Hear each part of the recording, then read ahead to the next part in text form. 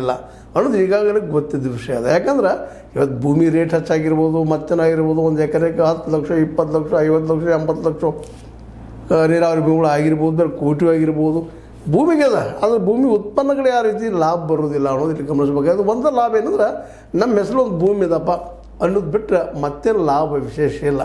ಯಾಕಂದ್ರೆ ಇಲ್ಲಿ ಬೆಳೆದಂಥ ಬೆಳೆಗೆ ಬೆಲೆ ಇಲ್ಲ, ಕನಿಷ್ಠ ಬೆಲೆ ಸಹಿತ ಬೆಂಬಲ ಬೆಲೆ ಸಹಿತ ಇಲ್ಲ. ಹೀಗಾಗಿ ರೈತ ನಿರಂತರ ಏನಪ್ಪ ಅಂತಂದರೆ ಬಡತನದಲ್ಲಿ ಬದುಕುವಂಥದ್ದು. ಎಲ್ಲೋ ಒಂದಿಷ್ಟು ಹರಿಯಾಣ, ಪಶ್ಚಿಮ ಉತ್ತರ ಪ್ರದೇಶ, ಮುಂದೆ ಪಂಜಾಬ್ ಒಂದಿಷ್ಟು ನೀರಾವರಿ ಚೆನ್ನಾಗಿದ್ದಲ್ಲೇ ಬದುಕ್ತಾ ಇದ್ದಾನೆ, ಒಳ್ಳೆ ಬದುಕು ಮಾಡ್ತಾ ಇದ್ದಾನೆ, ನೆಮ್ಮದಿ ಬದುಕು ಮಾಡ್ತಾ ಇದ್ದಾನೆ. ಆದರೂ ಅಲ್ಲಿಯೂ ಬಡತನ ಬಿಟ್ಟಿಲ್ಲ.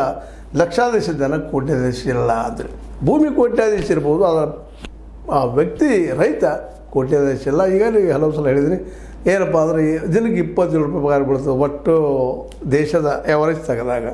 ಒಂದು ಕಡೆ 3,000 ರೂಪಾಯಿ ಬೀಳ್ಬೋದು, ಇನ್ನೊಂದು ಕಡೆ ತಿಂಗಳಿಗೆ 6,000 ತನಕ ಹೋಗ್ಬೋದು. ಅದು ಒಟ್ಟಾರೆ ಸ್ವಲ್ಪ ಹರಿಯಾಣದಲ್ಲಿ ಅದು ವರ್ಷಕ್ಕೆ 1,50,000, ಪಂಜಾಬ್ದಲ್ಲಿ 2 ಲಕ್ಷ ತನಕ ವಾರ್ಷಿಕ ಇನ್ಕಮ್ ಆಗ್ಬೋದು ರೈತ. ಅದಕ್ಕೆ ಅತ್ಯಂತ ಇಲ್ಲ.